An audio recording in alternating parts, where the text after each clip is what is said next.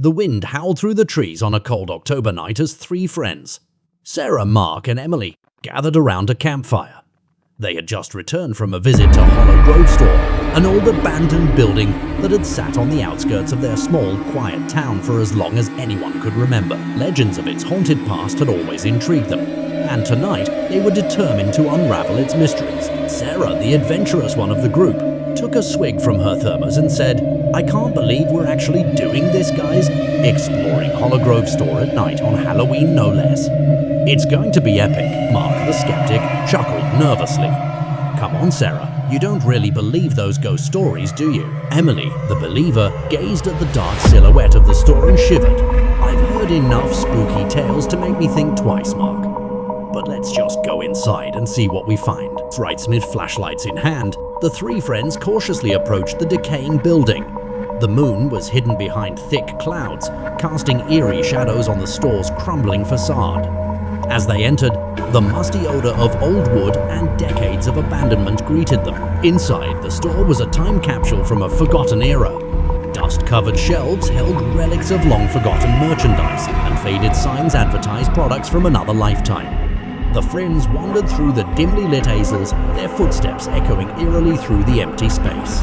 Suddenly, they heard a faint, otherworldly whisper. Emily froze, her flashlight trembling in her hand. "Did you guys hear that?" Mark rolled his eyes. "Come on, Emily, it's probably just the wind." But Sarah, who had always been curious about the paranormal, was intrigued. "Let's keep going.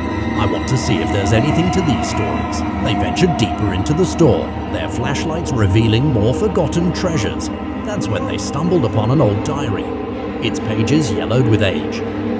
Sarah picked it up and began to read aloud. The storekeeper, Thomas Hollowgrove, wrote about strange occurrences in this place. He spoke of objects moving on their own, whispers in the darkness, and a chilling presence that lingered after hours. Some say he even went mad. As she finished reading, a cold draft swept through the room, extinguishing their flashlights. Panic set in as they fumbled to relight them, but their efforts were in vain. The room was plunged into total darkness. Emily's voice quivered. "This isn't right, guys. We should leave." Just as they turned to exit, they heard a sound, a slow, heavy footstep echoing through the darkness. Their hearts raced as they tried to pinpoint its source. Then they saw it, a shadowy figure lurking in the corner of the room. Mark's voice trembled. "Is that someone?" The figure began to move, slowly advancing toward them. Panic took over and they scrambled toward the exit, pushing their way through the pitch-black aisles. The store seemed to come alive with ghostly whispers and phantom touches. Finally, they burst through the door into the night.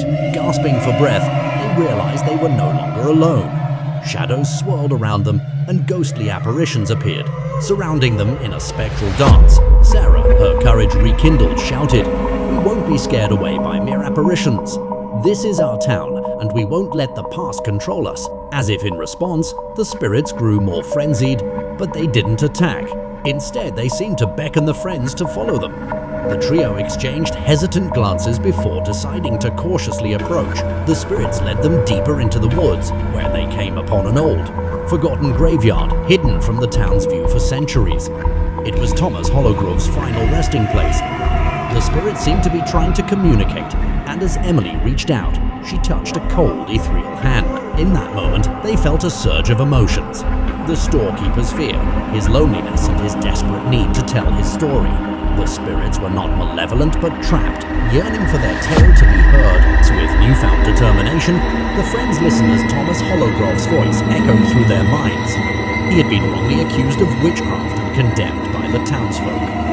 In his final days, he had cursed the store, vowing that it would remain haunted until someone could hear his story and clear his name. Tears welled up in Emily's eyes as she relayed the story to her friends. "We have to help him find peace," she said. With the spirit's guidance, they unearthed old documents and records that proved Thomas's innocence, piecing together the truth of what had happened centuries ago. As they did, the spirits began to fade away, their whispers growing softer and less frequent. By the time they returned to Hollowgrove Store, it was dawn, and the once haunted building had a new air of tranquility about it. The legends had finally been put to rest, and the spirits had found their peace. As the friends left the store, they knew they had experienced something extraordinary. They had faced their fears, uncovered a tragic history, and helped restless souls find solace. And in the process, they had formed an unbreakable bond forged in the crucible of a chilling and dramatic night they would never forget.